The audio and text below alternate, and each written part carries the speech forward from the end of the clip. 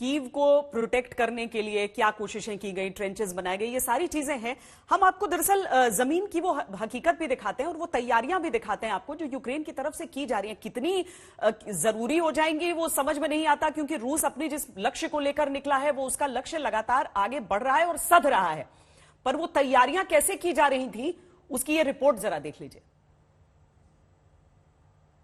युद्ध की भूमि का जो अंतिम मोर्चा होता है, जहां से सीधे मुकाबला होता है, वो एक ट्रेंच होता है। इस समय हम वहीं पर मौजूद हैं, रूसी सेना सामने, यहां पर यूक्रेन की सेना, और आमने सामने की जंग की अंतिम घड़ियां अब गिनी जा रही हैं।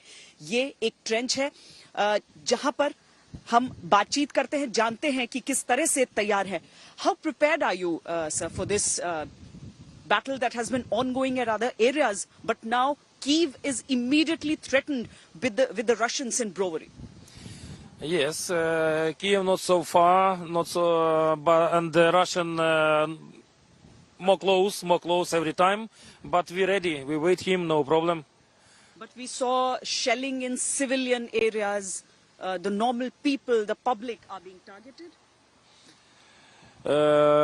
Yes, and you know, we not stay in directly in village because we know Russian soldiers he not see you civilian or you military, he shoots, yes, and we have decision stay outside from village. Is it very cold at night?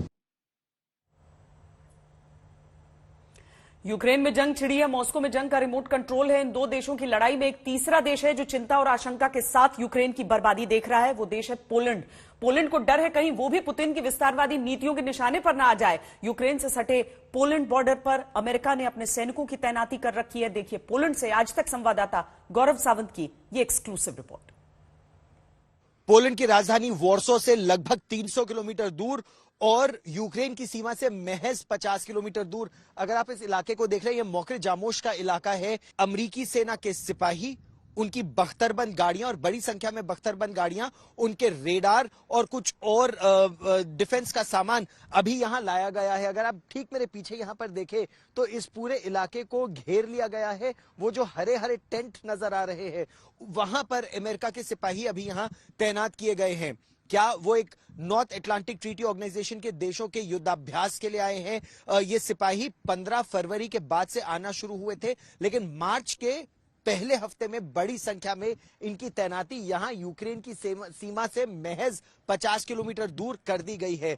ये मोक्रे जामोश का इलाका है, वो airfield है और यहां पर चाहे वो सरफेस टू एयर मिसाइल्स की बात हो, बख्तरबंद गाड़ियों की बात हो और मिलिट्री हार्डवेयर की बात हो और सिपाहियों की, अमेरिकी सिपाहियों की तैनाती की बात हो, वो यहां की जा रही है। इसका उद्देश्य क्या है?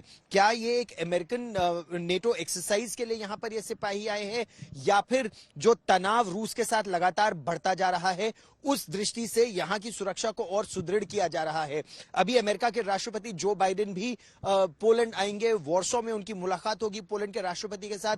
पोलैंड ने मांग की है कि उसे न केवल अधिक संख्या में F-16 लड़ाकू विमान अमेरिका से चाहिए, बल्कि उसने Patriot surface to air missile system की भी मांग की है। तो क्या इन इलाकों में वो मिसाइल सिस्टम भी तैनात किया जाएगा? ये बड़ा प्रश्न है।